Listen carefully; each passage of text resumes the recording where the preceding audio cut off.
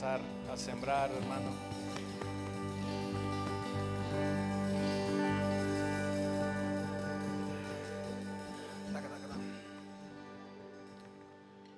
Y yo sé que extrañan a la pastora,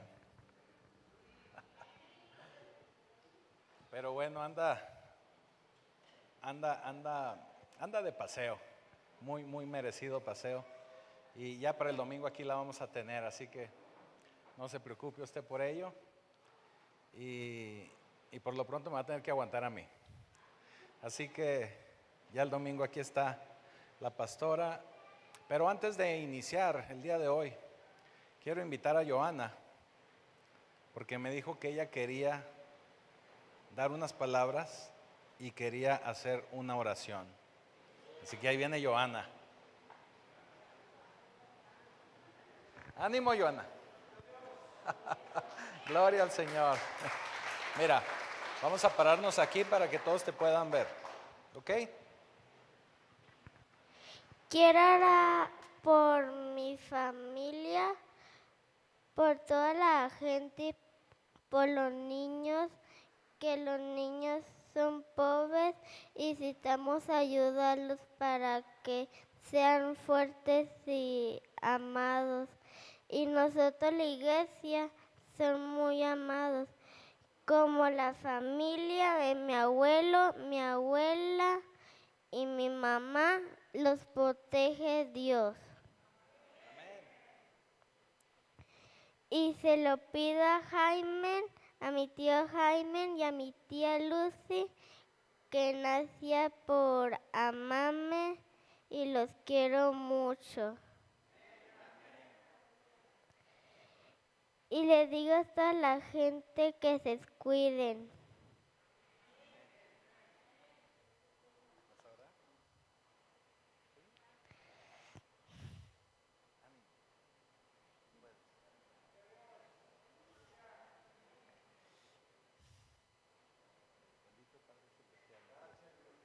Nace Dios por nosotros y por la vida en nosotros.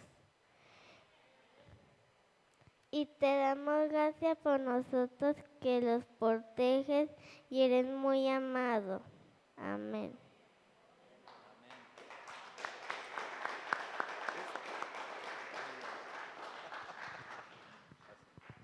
Amén. Fíjese, es una pequeña muestra de cómo las nuevas generaciones ya vienen.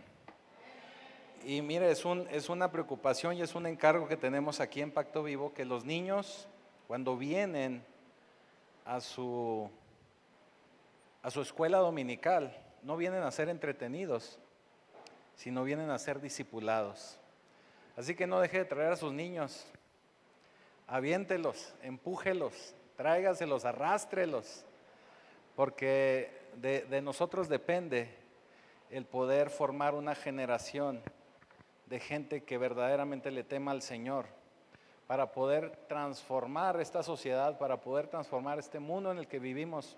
Necesitamos trabajar por lo menos en nuestro círculo de influencia. Tenemos que empezar por lo menos en nuestra casa.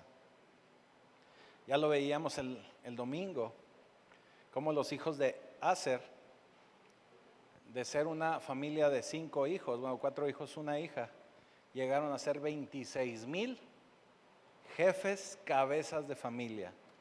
O sea que el poder discipular a un niño, estamos hablando no solamente de él, de ese niño, de esa niña, sino de generaciones completas que pueden darle la vida al Señor. Así que no nos cansemos de traer a los niños y de discipularlos. Y sobre todo de que nosotros podamos darles un buen ejemplo, que nosotros podamos dejar un buen legado para cada uno de ellos. Amén. Muy bien, y vamos a la palabra para el día de hoy. Usted sabe que estamos viendo una serie que le pusimos No es demasiado tarde. Y esta serie de No es demasiado tarde está inspirada en todos esos personajes que el Señor ha sacado de una vida que tal vez no era una vida muy santa o una vida muy entregada al Señor, pero que al llegar y encontrarse con el Señor, su vida fue transformada y su vida fue cambiada y su vida fue poderosa y fue gloriosa.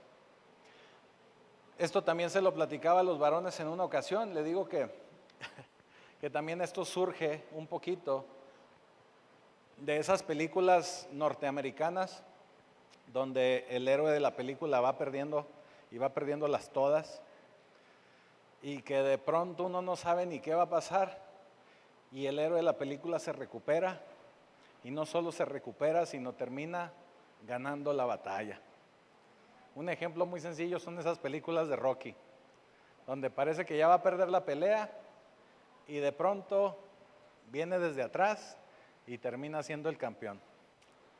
Ese tipo de películas motiva mucho a la gente y por lo tanto este tipo de mensajes nos tiene que motivar a poder entender que el Señor quiere algo más para cada uno de nosotros. Hace 2 semanas repasamos la vida de Moisés. Y si analizamos fríamente la vida de Moisés, Moisés antes de ser ese gran libertador, fue un asesino que mató a una persona. Entonces Moisés fue ese asesino que el Señor transformó. La semana pasada vimos a Jacob. Jacob era un engañador, era una persona que no era de fiar y se convirtió en el gran patriarca. Así que el turno para el día de hoy es de una mujer a la que el Señor nunca le quitó la etiqueta. Ahorita lo vamos a ver. Y vamos a hablar el día de hoy de Rahab la ramera. Rahab la ramera que Dios usó. Y vamos a iniciar leyendo un pasaje que se encuentra en Josué capítulo 2. Josué capítulo 2. Empezamos desde el versículo 1. Josué 2:1 dice así: Josué, hijo de Nun, envió desde Sittim 2 espías secretamente, diciéndoles: andad y reconoced la tierra y a Jericó. Y ellos fueron y entraron en casa de una ramera que se llamaba Rahab y posaron ahí. Y fue dado aviso al rey de Jericó diciendo: he aquí 2 hombres de los hijos de Israel han venido aquí esta noche para espiar la tierra. Entonces el rey de Jericó envió decir a Rahab: saca a los hombres que han venido a ti y han entrado a tu casa, porque han venido a espiar toda la tierra. Pero la mujer había tomado a los 2 hombres y los había escondido. Y dijo: es la verdad que unos hombres vinieron a mí, pero no supe de dónde eran. Y cuando se iba a cerrar la puerta, siendo ya oscuro, esos hombres se salieron y no sé a dónde han ido. Seguidlos aprisa y los alcanzaréis.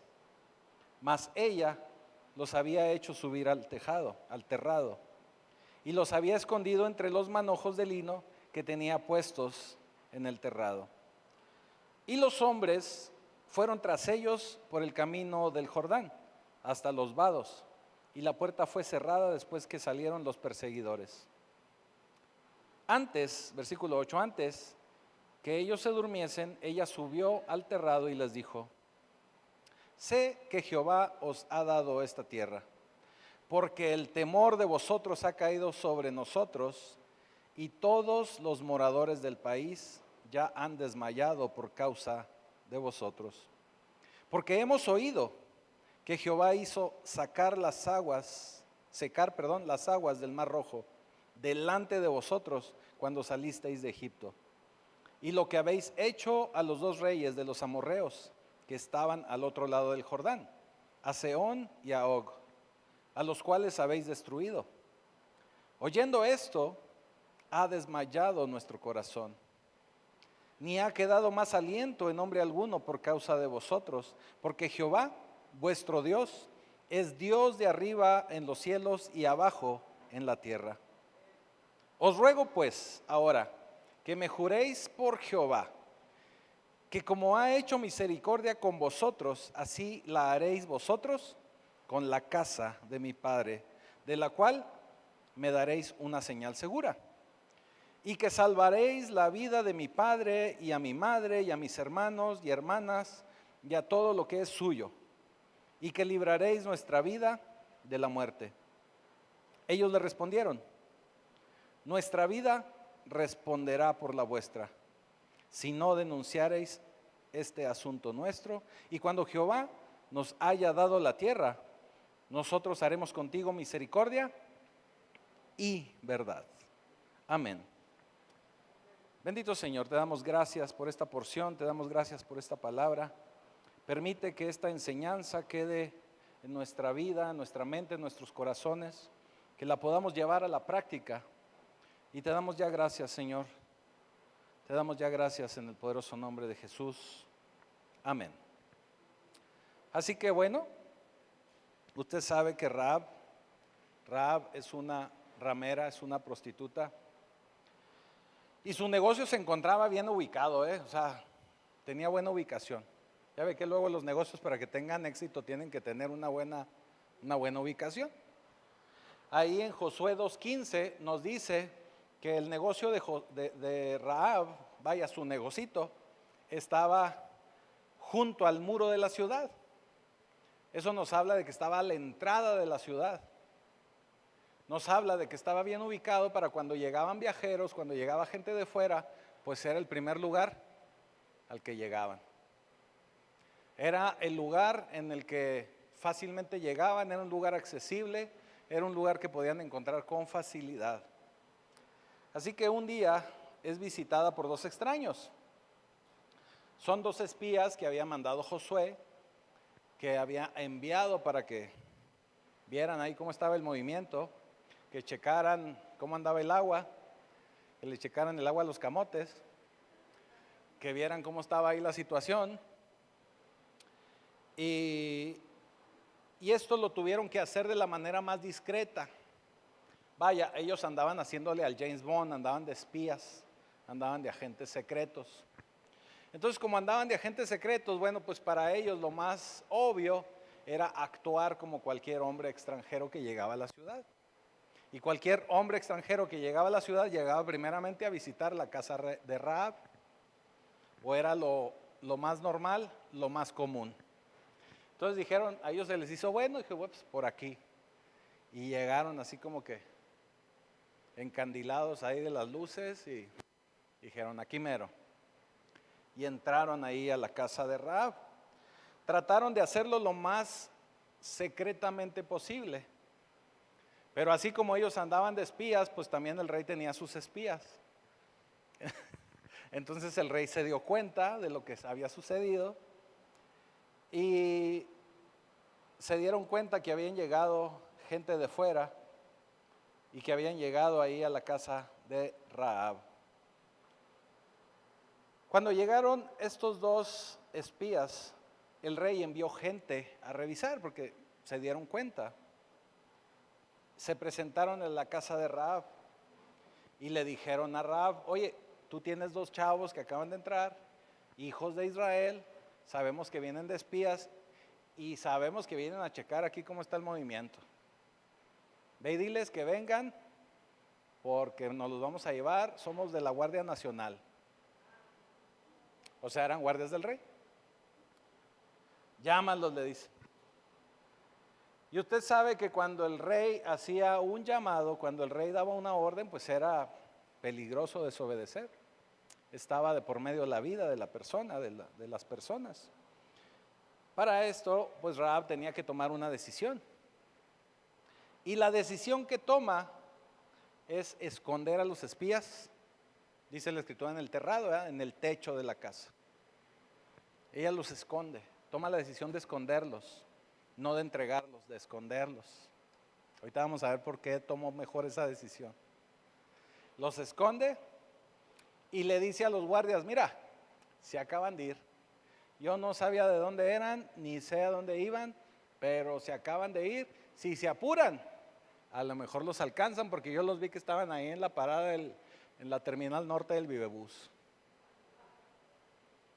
Los alcancé a ver que iban para allá.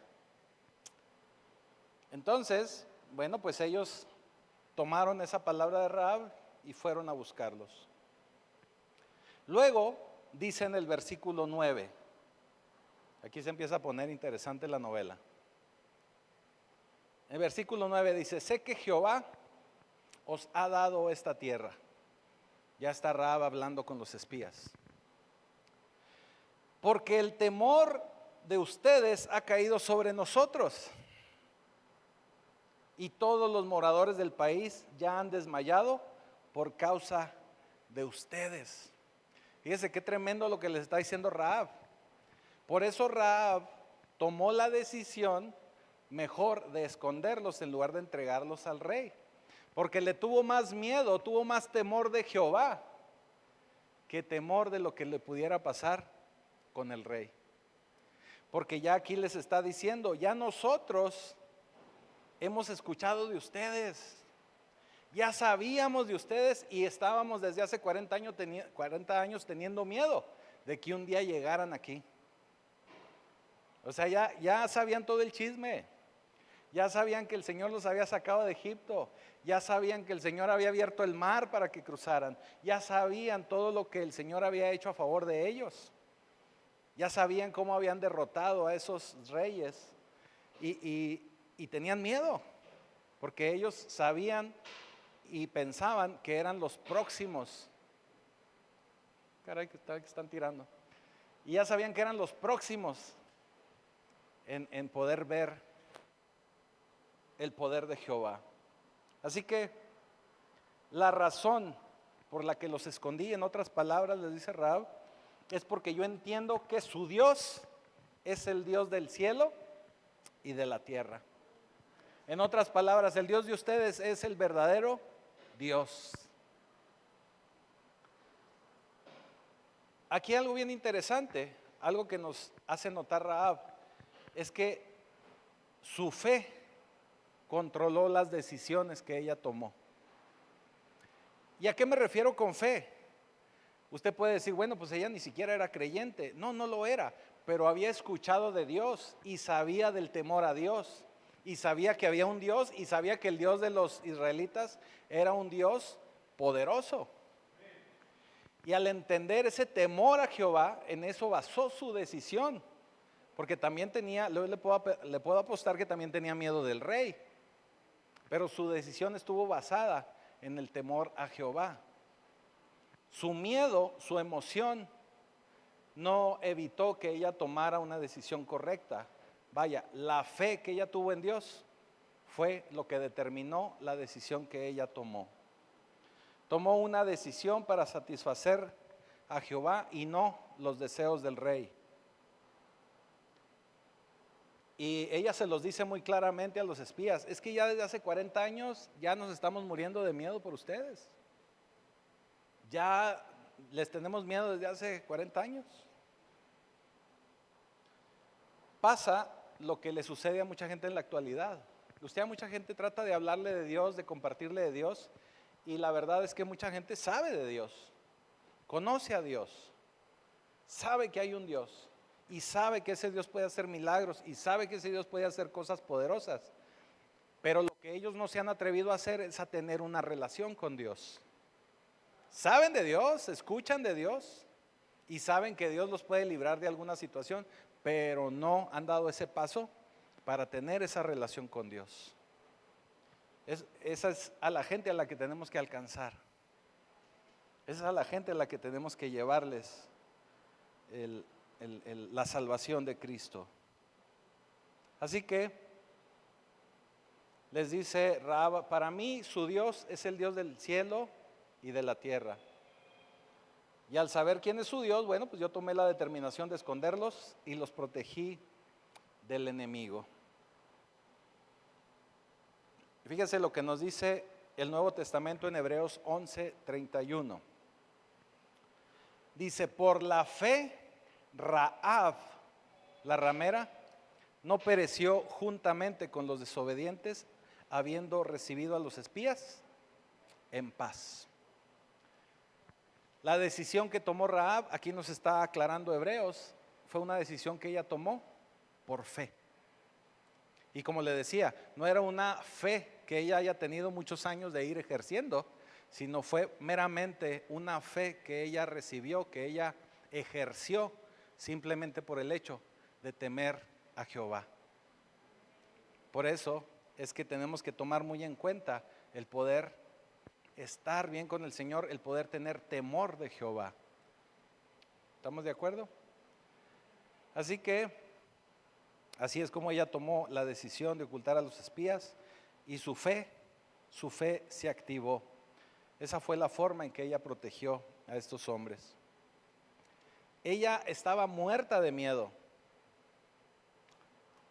Si no era porque sabía que venían los israelitas, era por el rey, pero tenía miedo. Pero no permitió que sus emociones tomaran una decisión equivocada. Todo Hebreos 11 nos habla de esos hombres y mujeres de la fe. Ya en alguna ocasión estuvimos repasándolos todos. Y Rahab es parte de ese salón de la fama de la fe, porque son gente que actúan por fe aún sin sentir la fe. Y déjeme le explico esta parte. Muchos de nosotros pensamos que para poder tener fe tenemos que tener un sentimiento, una emoción, pero realmente no es tanto así. Realmente mucha gente puede tener emoción y no tiene fe. O mucha gente tiene fe, pero tal vez no siente nada.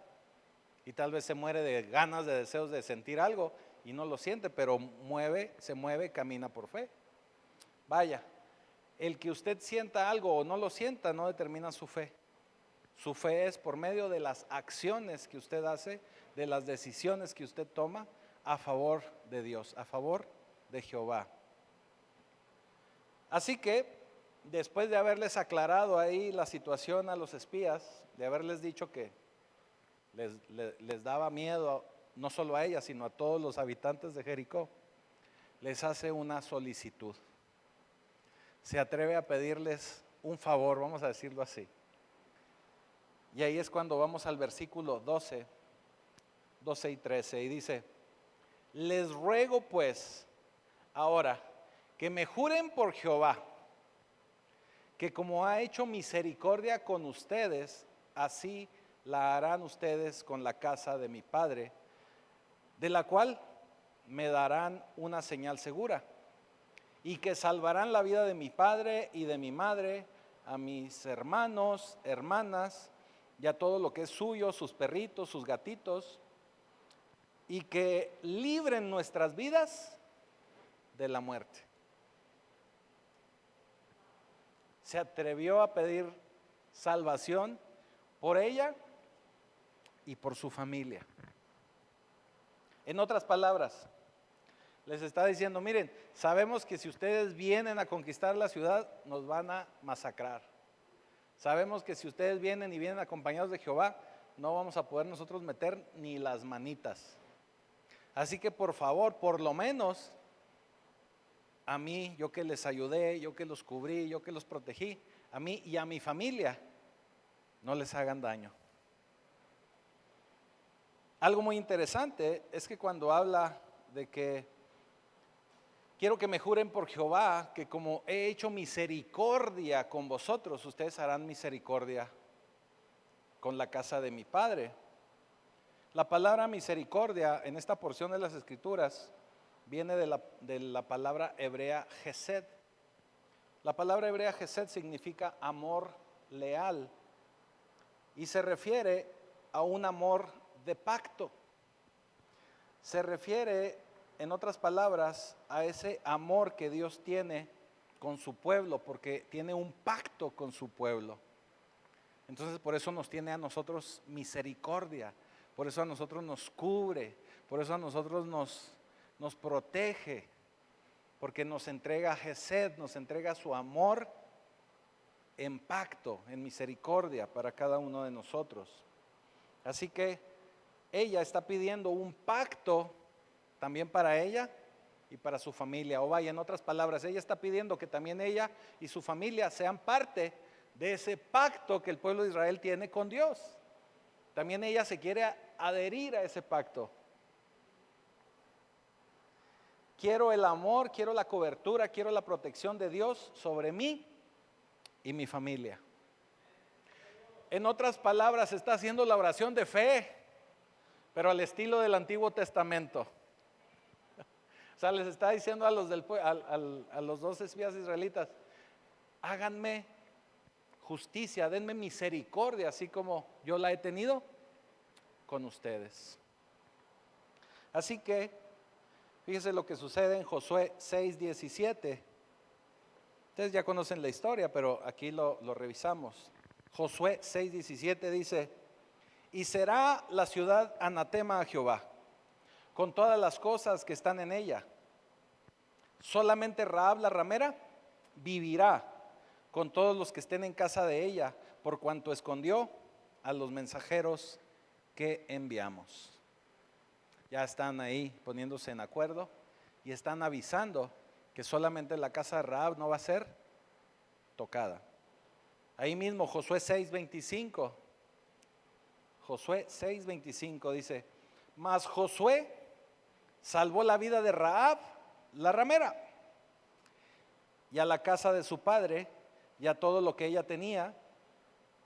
Y ojo con esto, segunda parte del versículo 25 dice: y habitó ella entre los israelitas hasta hoy, por cuanto escondió a los mensajeros que Josué había enviado a reconocer a Jericó.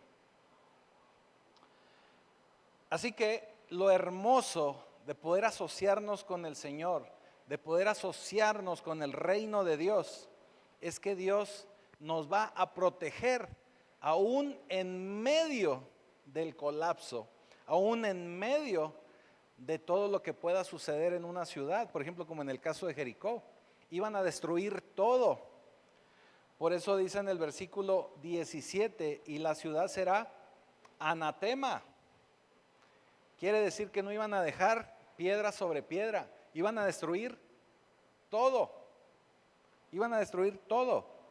Pero aún en esa destrucción, Jehová iba a proteger a sus hijos, o Jehová protege a sus hijos. Y en este caso era proteger la casa de Rahab y a su familia, porque ellos habían hecho misericordia con el pueblo de Israel y habían solicitado misericordia, pacto también para con ellos. Así que cuando nosotros no seguimos a los demás, sino que seguimos los propósitos de Dios y seguimos el temor a Dios de acuerdo a ese pacto que tenemos con Él, pueden suceder miles de cosas a nuestro alrededor y nosotros podemos estar tranquilos porque nosotros estamos protegidos, nosotros estamos cubiertos, nosotros estamos resguardados. Es como en alguna ocasión les he dicho: puede ser que esté lloviendo, no vamos a evitar que llueva, pero estar en el pacto de Dios como si traemos nuestro paraguas. Está lloviendo alrededor, pero sobre nosotros está la cobertura de Dios y va a evitar que nos mojemos. Así que eso es lo bonito de estar en los propósitos de Dios, en el caminar de acuerdo a los designios del reino de Dios. Pero la historia de Rahab no termina aquí, no termina. En el Antiguo Testamento, la palabra Rahab, o vaya, el nombre de Rahab, siempre se menciona como algo más. Y hay algo en ese nombre de Rahab que Dios quiere que aprendamos nosotros. Y es por eso que hoy lo estamos repasando. Porque cada vez que usted va a escuchar el nombre de Rahab, el Señor no le quita el título. Y sigue diciendo Rahab, la ramera. Entonces, es algo bien interesante. Porque ya el Señor hizo pacto con ella. Y aún así, usted sigue leyendo versículos donde aparece el nombre de Rahab y sigue diciendo Rahab, la ramera. Algo quiere Dios que aprendamos de ahí. Porque, ¿a poco no? Cuando habla de Moisés, nomás dice Moisés y no dice Moisés el asesino, ¿verdad que no? Es más, lo menciona más como un libertador, como alguien con fe, con mucha fe inclusive. Pero no andan por ahí tampoco diciendo, Abraham el mentiroso, ¿verdad? Porque también él mintió, ¿verdad? Dijo, ya no es mi esposa, es mi hermana. Tampoco no anduvo diciendo el Señor, Abraham el mentiroso. No. Sino que Abraham viene a ser el padre de la fe. Pero en el caso de Rahab, el Señor sí dice Rahab, la ramera. Y usted puede decir, es que es un Dios machista. No, no es por eso. No es por eso. Pero lo menciona como si quisiera que no olvidáramos quién es Rahab. Como para que no nos confundamos de qué Rahab está hablando y quién es Rahab. Porque esta mujer se ganaba la vida con esa profesión. Es una profesión que mucha gente dice que es la profesión más antigua del mundo.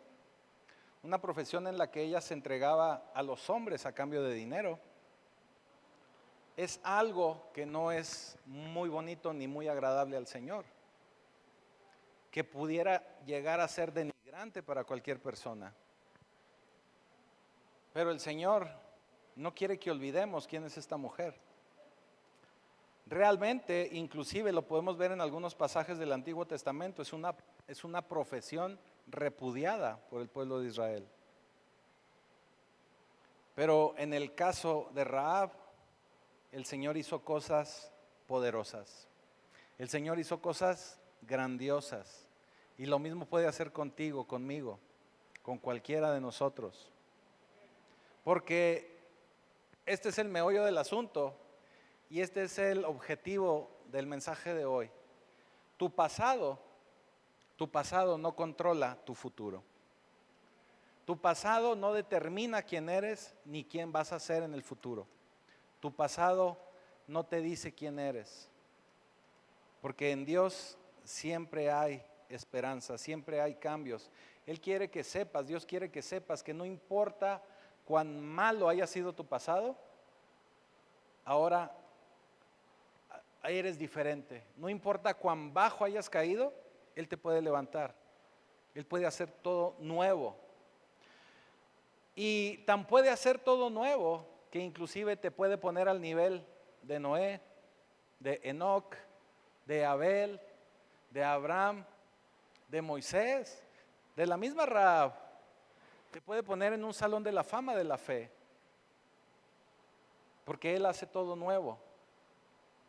Y no porque hayas tenido un mal pasado, quiere decir que es tarde para poder tener un futuro glorioso. Porque en Él lo puedes tener un futuro glorioso en el Señor. Así que, aún Rahab, que no tuvo un pasado muy espiritual, porque a lo que ella se dedicaba pues no era muy espiritual, tuvo un pasado, vamos a decir, vergonzoso. Pero aún así, todo acabó, todo cambió, todo fue diferente a partir de que ella decidió tomar el camino con Dios. Decidió tomar en su agenda los propósitos de Dios. Decidió ahora temer a Dios y tomar sus decisiones en base a ese temor a Dios. Y todo fue distinto y todo cambió. Así que cuando tú te conectas a los propósitos de Dios, así como lo hizo Rahab, y esos propósitos se convierten en tus propósitos, yo te puedo asegurar que tu vida va a cambiar. No importa tu pasado, no importa cuán malo haya sido, que haya sido tú malo o que haya sido malo tu pasado. No importa nada de eso. Con el Señor todo puede ser nuevo, puede ser diferente. Ahora, fíjese, esta mujer, empezamos leyendo Josué capítulo 2. Pero lo mismo que leemos en Josué capítulo 2, lo vemos reflejado en Hebreos capítulo 11. Después vemos lo que sucedió en Josué capítulo 6 y también esta mujer es mencionada en Santiago capítulo 2. Así que el Señor puede hacer cosas nuevas y el Señor quiere que tú tengas una vida diferente, quiere que tú tengas una vida distinta, quiere que tú tengas una vida poderosa en el Señor. Así como menciona el Antiguo Testamento a Rahab, para el Nuevo Testamento, la vida de esta mujer es una ilustración poderosa, vaya, es un ejemplo poderoso del poder de Dios.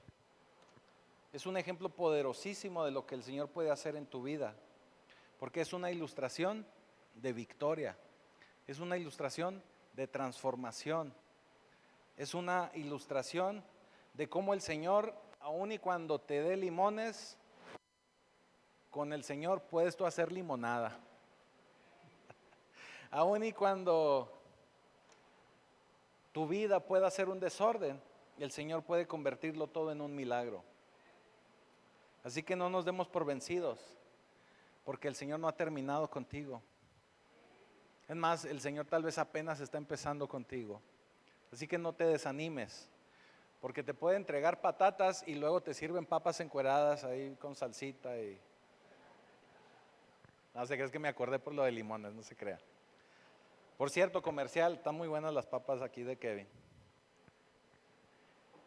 Así que en el Señor todo puede cambiar, en el Señor todo puede ser diferente. Aún, fíjate, aún y cuando el Señor te quiera mantener ahí con la etiqueta, así como lo hace con Rahab. Aún en esos momentos, Él quiere que sepas que puede cambiar tu vida, que puede darle vuelta a tu vida. Y como dice en el versículo 6:25, lo voy a volver a leer. Josué 6:25 dice: mas Josué salvó la vida de Rahab, la ramera, y a la casa de su padre, y todo lo que ella tenía, y habitó ella entre los israelitas hasta hoy, por cuanto escondió a los mensajeros que Josué había enviado a reconocer a Jericó. Algo que debemos rescatar de este pasaje es que dice, y habitó en Israel. Obviamente ella era residente de Jericó, pero a partir de que los israelitas acaban con Jericó, ella empieza a habitar entre los israelitas. Pues déjeme le platico el chisme. Resulta que Rahab pues empieza a vivir ahí con los israelitas. Conoce a un chavo, se enamora de él, empiezan primero así como que a conocerse, y no, sí, yo, y mira, y tú, y que a qué te dedicas, y no, pues yo, a mí me gusta hacer casas y la construcción, le decía el varón. Se enamora de un hombre, y sabemos por las escrituras que el hombre del que se enamora Rahab se llama Salmón. Salmón se enamora de Rahab y pues se casa con ella. Ahora,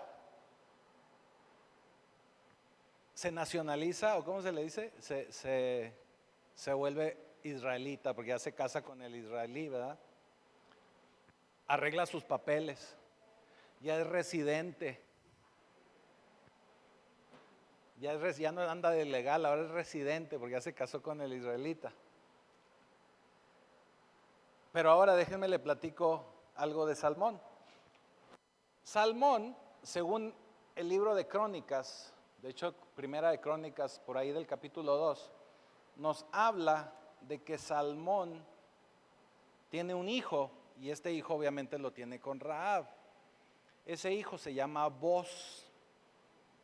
Pero no solamente eso nos dice la escritura, sino que también nos habla que Salmón es ese hombre que termina fundando una ciudad que se llama Belén. O sea que resulta que Salmón le gustaba la construcción, creo que era arquitecto, y no solo construía casas, sino que termina haciendo todo un desarrollo que se convierte en una ciudad cosmopolita que se llama Belén. Algo así como Parral. La ciudad de Belén. Era Parral, Belén. O no sé si era Parral o era como Valsequillo, pero de que era ciudad cosmopolita lo era. Valsequillo, sí. Entonces, este Salmón termina fundando una ciudad, estableciendo una ciudad, que esa ciudad se llama Belén. Con ese hombre es con quien se casa Rahab. Ya juntos tienen un hijo y ese hijo se llama Boz. O sea que Rahab, el Señor la termina conectando, casando, poniendo dentro de su camino, de sus propósitos, a un hombre que se convierte en un constructor de ciudades, que tenía una constructora. O sea, no era un hombre cualquiera, era un hombre que tenía trabajo y tenía muy buen trabajo, ganaba bien. Así que no solo la casó con un israelita, sino la casó con alguien con buen trabajo, con un negocio de la construcción, con alguien que construye ciudades, y era algo así como Don Camerino, era como que dueño, pero este caso no era mitad, era dueño de toda Ciudad Peluche, porque construyó Belén. Pero hasta aquí no termina lo interesante, este es nomás el chisme telenovelero. Aquí lo interesante es que usted conoce al Mesías, sabemos del Mesías, obviamente estamos hablando de Jesús, sabemos de Jesús y sabemos que Jesús tenía que ser identificado con dos realidades. Una de esas dos realidades es que Jesús tenía que tener todo el legado, o vaya, tenía que tener toda esa conexión legal, tanto legal como una conexión de sangre, de línea de sangre, por no decir de, ¿cómo se llama? El DNA, del ADN, para poder heredar el trono de David. A eso me estoy refiriendo. Cuando hablamos del Mesías, y sobre todo cuando vemos Mateo capítulo 1 del Mesías, nos dice que el Mesías tiene que venir del linaje de David. En el capítulo 1 de Mateo nos habla de toda la genealogía de Jesús. Nos habla de toda esa descendencia o de dónde procede Jesús. Y nos habla de ese linaje legal desde David hasta José. Ahora, usted sabe que Jesús tenía que ser ese descendiente legal, aquí estoy hablando de lo legal, de David. ¿Y por qué le digo que estoy hablando de lo legal? Porque él tenía que ser el rey del pueblo judío. Pero aquí nosotros sabemos y entendemos que José no era su papá sanguíneo. Vamos a decir lo que era como su padrastro. Pero José es el que le termina dando a Jesús su apellido, vamos a decirlo así. Y al darle su apellido, pues se convierte en ese papá legal de Jesús. Y cuando vemos ese linaje, podemos encontrar que desde David a José hay una línea directa. Aun y cuando Jesús no es hijo sanguíneo de José, hay una línea legal directa. Entonces eso le da legalidad directa a Jesús, ¿sí? Pero también en Lucas hay otra lista sobre esa descendencia de Jesús. Pero esa lista que nos da Lucas nos habla y nos lleva a una descendencia de María, en la cual hay una línea legal de sangre. Ya ahí cuando nos habla de María podemos ver cómo Jesús, que sí es hijo de María, de la Virgen, tiene una descendencia directa, de David también. O sea, por ambos lados, tanto de José como de María, hay una línea que nos lleva a David. Entonces, sanguíneamente como legalmente, estamos cubiertos entendiendo que Jesús es descendiente del trono de David. Ahora, ¿por qué le estoy explicando todo este choro mareador? Porque cuando el Señor establece este plan para el Mesías, cuando el Señor determina que va a entregar a este Mesías, que va a ser el descendiente de David, pues el Señor se tiene que asegurar de que toda la descendencia, todo el legado, todo el linaje tenga que venir de David. ¿Qué quiero decir con esto? Todo ese legado no fue escogido al azar. Sabemos que no es el azar, que el azar no existe. Todos son conexiones divinas. Todo es porque el Señor así lo establece. Ahorita yo le estaba hablando el chisme telenovelero de cómo Rahab se enamora de Salmón y de ellos dos nace este hijo Boz. El que eso haya sucedido, eso no fue casualidad. Y fíjese, Dios, lo que le quiero decir con este rollo, es que Dios sabe muy bien y escoge muy bien a tu pareja. Porque el Señor sabe y conoce los propósitos de tu vida. Si estás orando o si ya estás casado, no es casualidad, ni es que hayas escogido mal. Hay un propósito de Dios en tu vida. Hay un propósito de Dios en tu vida, no es casualidad. Joven, sigue orando por esa sierva, el Señor va a poner la correcta, el Señor va a poner la indicada, nada se escapa de los propósitos de Dios. Ciertamente cuando nosotros caminamos de acuerdo a los propósitos del Señor. ¿Sí? Así que Rahab, la ramera, se enamora de Salmón, que Salmón tiene una compañía de la construcción, eso ya lo habíamos dejado claro. Pero también está ligada, y todo esto está ligado a Jesucristo.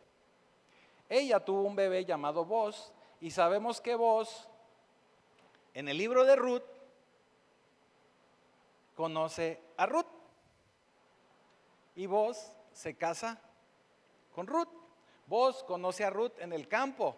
¿Se acuerda que Ruth había enviudado y se tuvo que regresar y andaba en el campo recogiendo florecitas y a ver qué se encontraba de comer?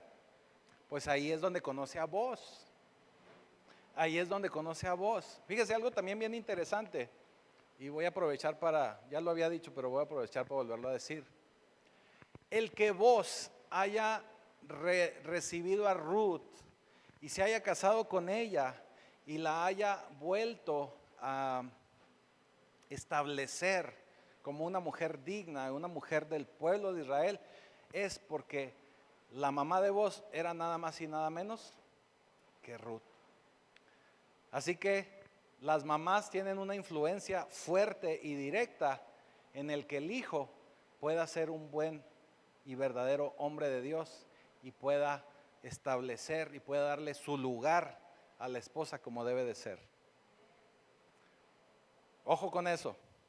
Así que ahí en el campo, Boz conoce a Ruth.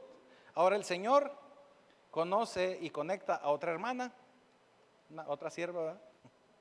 Conecta a la otra hermana. Y esta hermana, ¿qué creen? Pues se casa también con el heredero de toda esta emporio de la construcción y que aparte él tenía negocios de agricultura, creo que también andaba involucrado con Segalmex, no sé qué rollo. Y se casa con Ruth, con un hombre bastante próspero. Ruth tiene un bebé llamado Obed, que a su vez este bebé, Obed, tiene en su tiempo, en su momento, otro hijo llamado Jesse o Jesse, ¿cómo se? Y a su vez, este Jesse o Jesse tiene a David. Así que ahora tenemos toda la línea de descendencia de Jesús.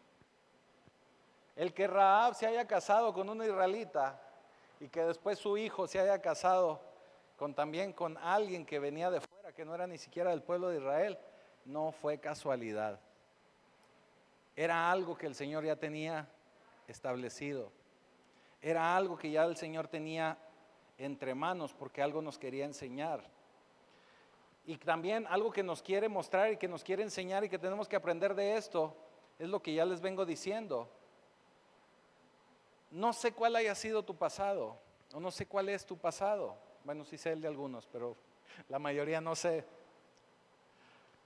Pero si nos conectamos con el Señor, si nos conectamos con su propósito, Si nos conectamos con el reino de Dios, Dios va a cambiar todo. Te lo puedo asegurar.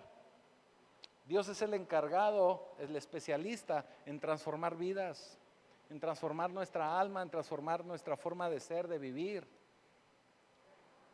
Así que no nos cansemos.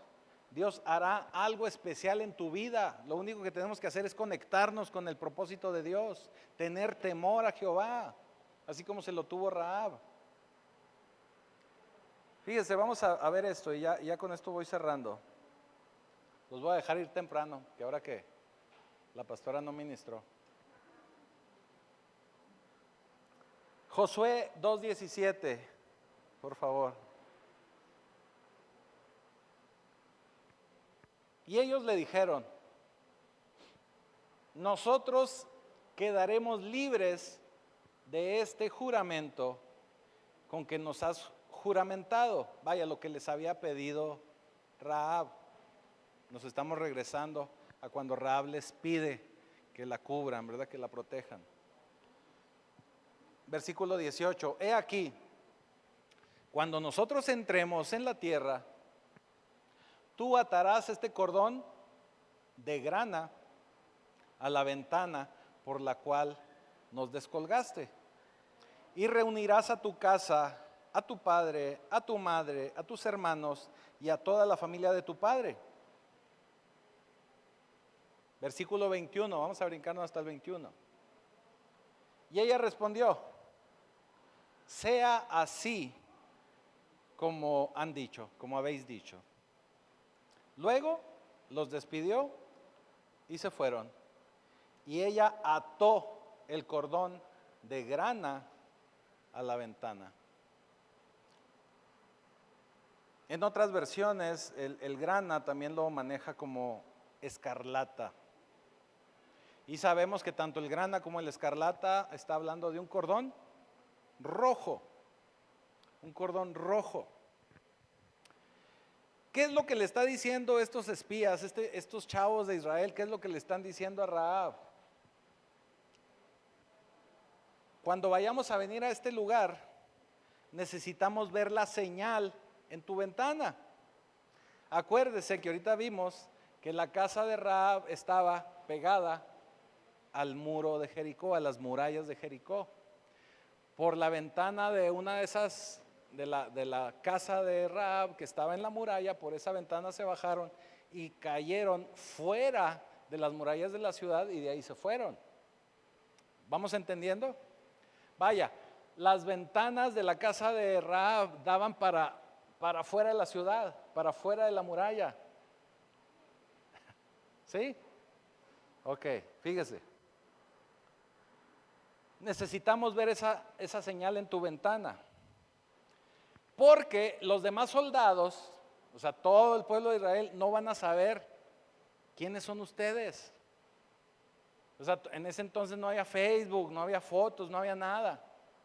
Entonces nomás iban a llegar a platicarles: oye, hay que cuidar ahí a Rahab. ¿Y quién es Rahab?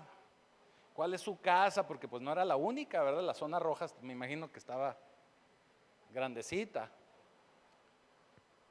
Entonces no sabían. Y le dice: tenemos que ver la señal en tu ventana para que cuando pasen los soldados vean cuál es tu ventana, para que todos sepan cuál es tu casa, para que todos podamos ver ese cordón rojo, cordón escarlata, grana. Ese cordón rojo va a estar atado a la ventana, porque, eso le dijeron, porque vamos a marchar alrededor de la muralla durante 6 días, bueno 7, porque en el séptimo vamos a atacar, pero durante 6 días vamos a estarle dando vueltas a la ciudad, y cada vez que pasemos por ahí, todos los de Israel van a ver tu ventana y van a ver el cordón rojo. Entonces no va a haber equivocación de que, la del cordón, iban pasando, mira, la del cordón, sí, ya lo vi, la del cordón, y luego le daban la otra vuelta otra vez, ahí está la del cordón, esa es la del cordón. Así, porque le dieron 6 vueltas, 6 días. Bueno, varias vueltas durante 6 días. Y ya todo el pueblo de Israel sabían cuál casa era la del cordón rojo. Pero también sabían que era Rahab, la ramera. ¿Sí? ¿Nos vamos entendiendo? Así que todos podían saber cuál era la casa de Rahab. Ellos sabían que en esos lugares, y hasta la fecha, fíjese algo bien interesante, los lugares, las zonas rojas, los lugares así de ese tipo de negocios, siempre tienen luces rojas, ¿se ha fijado? Tienen luces rojas. En aquel entonces no había luz, pero había cortinas, trapos, cordones rojos. Pero en este caso era un cordón rojo. Y cuando ellos vieran ese listón, iban a entender de quién se trataba, iban a entender quién era quien vivía ahí, iban a entender que esa casa no la podían tumbar, no la podían destruir, ahí no iban a entrar. Cuando nosotros ponemos un cordón rojo, así como lo hizo Rahab, el pueblo de Israel pasaba y veía cuál era la casa que no iban a destruir, pero también se daban cuenta cuál era la casa de la ramera. ¿Qué quiere decir? Que todo el pueblo de Israel sabía la profesión de Rahab. ¿Usted cree que a Rahab no le dio pena? Pero ¿qué es lo que estaba haciendo ahí Rahab? Rahab estaba abriendo su vida, estaba descubriendo su pecado a Dios. Es el equivalente a descubrir nuestro pecado al Señor. Porque cuando nosotros mostramos nuestro pecado al Señor, el Señor trae salvación a nuestra vida. Rahab estaba mostrando su pecado, estaba diciéndoles cuál era la casa de la ramera, pero por medio de esa muestra de lo que era, de esa muestra de su pecado, ella iba a recibir salvación. Y cuando nosotros recibimos salvación, acuérdese que la palabra dice que cuando usted recibe salvación, van a ser salvos usted y su casa. Rahab la ramera iba a recibir salvación para ella, para su papá, su mamá, sus hermanos, toda su casa. Con solo mostrar su pecado, con solo mostrar ese cordón rojo fuera de la ventana, para que todos supieran quién era la persona que se estaba entregando al Señor y quién era quien iba a recibir salvación. El pueblo de Israel hizo lo mismo, pero con la sangre del cordero. Cuando salen de Israel, ellos tienen que mojar con la sangre, o vaya, manchar con la sangre ventanas, dinteles, puertas, para que el ángel de la muerte no los tocara, porque en ese momento ellos iban a recibir salvación. Rahab la ramera tuvo que poner un cordón rojo. Nosotros, después de 2000 años, seguimos recibiendo la salvación del Señor por medio de su sangre. Nosotros, cuando recibimos por fe a Cristo y nos bañamos con su sangre por fe, nosotros estamos mostrando que estamos en rojo, que estamos en sangre de Cristo y vamos a recibir salvación nosotros y nuestra familia. Pero tenemos que mostrar, abrir nuestra vida, abrir nuestro corazón a Dios para dejar nuestro pecado. Para que usted verdaderamente reciba salvación, usted tiene que aceptar quién es. Por eso en la oración de fe, que no toda la gente lo hace, pero es algo que tenemos que hacer, es decirle: Señor, me presento delante de ti como un pecador. Si lo está haciendo usted de manera personal y ahí lo quiere hacer usted: Señor, perdóname porque hice esto y esto. Usted está abriendo su vida, dejando su pecado y ahora va a recibir salvación. Cuando nosotros dejamos nuestro pecado y mostramos nuestro pecado al Señor, Él nos va a dar salvación. Así que Dios está dispuesto a darte salvación. Dios está dispuesto a cambiar tu vida ahora mismo. Pero tenemos que atar ese cordón rojo a nuestra vida. Tenemos que atar ese cordón rojo a nosotros. Porque de esa manera vamos a declarar nuestro pecado, vamos a confesar nuestro pecado al Señor y el Señor nos va a dar salvación. Sí, Señor, he sido un desastre, pero tu gracia me va a restaurar. Sí, Señor, fallé y tal vez sigo fallando y sí me sigo equivocando, pero ahora tengo fe en el Hijo de Dios. Sí, era malo, muy malo, malote, Pedro el malo. Pero confío en ti, Señor. Así que ahora sé que voy a ser mejor contigo en mi vida. eres un gran pecador, somos un gran pecador, pero ahora por medio del Señor Él nos va a dar gracia y nos está dotando de gloria, nos está dando poder, nos está dando autoridad y nos va a dar salvación y vida eterna. Así que aunque el mundo se caiga a pedazos, aunque las murallas empiecen a caer, aunque todo esté patas para arriba, nosotros, si estamos con ese cordón atado a nosotros, con esa sangre de Cristo cubierta en nuestra vida, Él nos va a librar de todos los males. Así que confía en el Señor, muéstrate como eres, pide de su gracia, pide de su salvación, porque en una nada, y el Señor puede escribir tu nombre en el Nuevo Testamento. Acuérdese que el libro de los Hechos no se ha terminado de escribir. Es el único libro de toda la Escritura que no tiene final, porque los Hechos todavía los seguimos escribiendo nosotros. Lo sigue escribiendo Lorena, lo sigue escribiendo Alejandro, lo sigue escribiendo Luis, Juan, Jaime, todos y cada uno de nosotros, hasta Carlos también. Seguimos escribiendo el libro de los Hechos. Así que el Señor puede poner todo un capítulo completo sobre ti, sobre tu vida. Él puede darte un nuevo inicio. Él puede resetear tu vida. Él hace un control alt delete de tu vida. Te resetea por completo. Y te resetea para que le podamos dar gloria y honra al Rey de Reyes y Señor de Señores. Así que ponte de pie.